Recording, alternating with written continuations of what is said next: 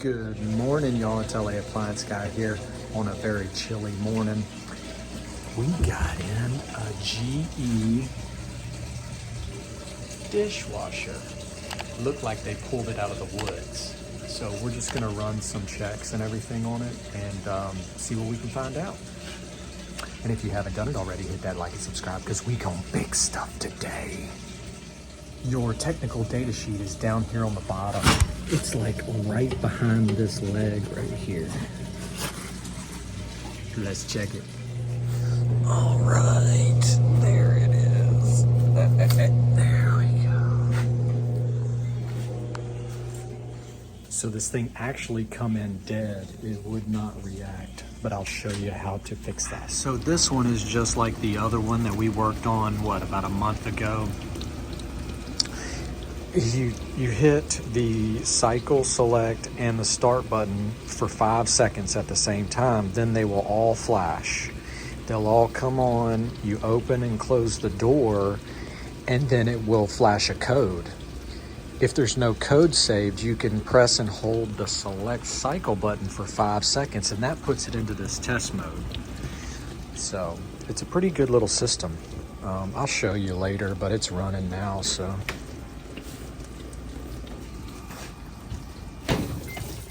Look at that, leaves in there. They got it out of the woods. Jeez, folks. Who knows?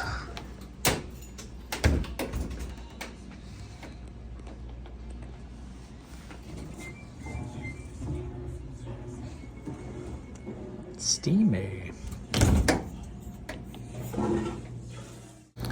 All right, it finished up that first initial test. Let's keep going. So just like the last one I worked on, when I plugged this thing up when it come in, it was dead, right? So then I put it into the error mode. And basically you just hold the cycle select and the start button for 10 seconds. But whatever this CSM is, I don't know what it is, but when you put it into the diagnostic mode, it resets it. The last one I did, it had like a test mode, but I don't know. This one has that funky little, not turbidity sensor, flood switch that we changed before that are tricky. So I'm wondering if it could be something going on with that, but we'll put it in the diagnostic mode in just a second. It's still running and it's nice and warm and working good. But yeah, these GEs, I just haven't figured these dishwashers out yet. But trying. We trying. All right, so we clean, open it up, close it, blah, blah, blah. All right, press start and cycle select at the same time.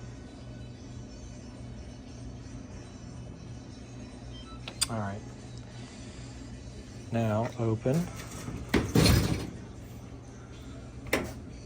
close. Now we should get a code. If there's a code in it, it'll flash a light. We got clean, turbidity sensor error. Wow. There is no turbidity sensor on this unit. There's no turbidity sensor. Well, what's the problem? Is it the control board? I don't know. Okay, so if you wanted to test it, you hold this button, cycle select for 5 seconds. All right, now we're in test mode. Each light flash is a test. So one flash is a drain pump. 1. So now it's draining. 2. 1, 2. 1, 2. Water valve. It's filling. You can hear it filling. 3 is a circulation pump. 1, 2, 3. 4 is the heater. We know the heater's good because it's getting hot. 5 is the dispenser. 3, 4, 5. It opens it. All right, and then we'll go back around. 1, 2, 3, 4, 5, 6. I don't know what 6 is. Just 1. All right, that's back to the drain pump. All right. Hold the button to cancel. That's it. Oh, actually, I think you have to hold both.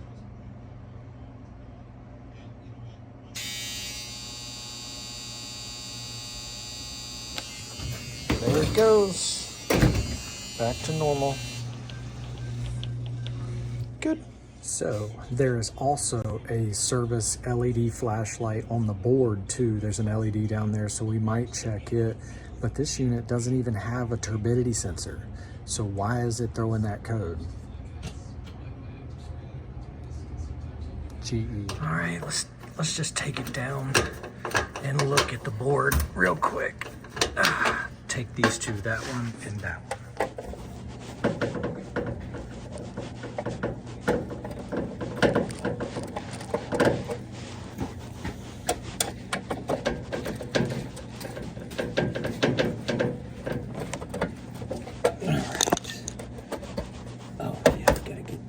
Too. Dang it.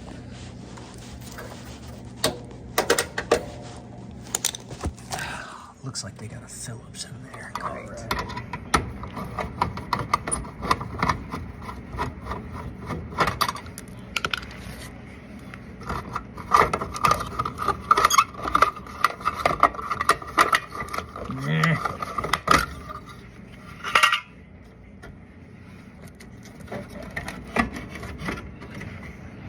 Okay. 1, 2, 3. Every 3 seconds, just about one flash. I don't know what that means. I don't think it means anything, actually. Put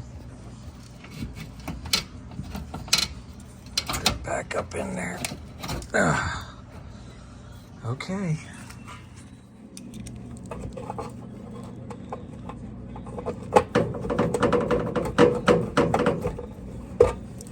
And then the one over here.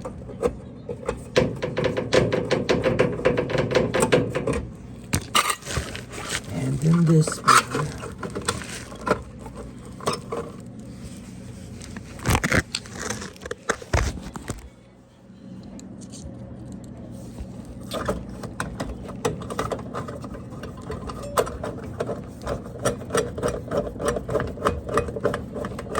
Okay, so see, there is no turbidity sensor. That's where the turbidity sensor should be. But it says it's reading an open or shorted circuit. Great. So it looks like that's pretty normal. Unit is not running a cycle. Select a cycle, press start. Okay. All right, so I guess I'm just gonna run this dishwasher one more again, see if it throws a code, and let it ride. The CSM, after doing some reading, is the current sensing module or something on the control board. So really all it says is check all the components. If it's not leaking and the components check fine, change the control board. And those control boards on those GEs are so common. I think we keep a few different ones, the top user interface and the lower main control. So we'll run it again. Check the codes. If it runs fine, just let it go. And if it does it again, you know what it needs: new control boards, or you need a new dishwasher. Thank you all for watching. Please hit the like and subscribe. Almost to 1,200, baby. Y'all have a great day. Oh yeah, I almost forgot. It's keyword time. If you made it all the way through the end of the video and you want to prove it, you have to put the keyword in the comments or nobody will know. I mean, we have to tell everybody that you made it today. GE dishwashers are finicky. That's our key word. Finicky. It's freaking finicky. What can I say? They sensitive, okay? Thank y'all for watching. Have a great day. Friggin' finicky dishwashers. Blah.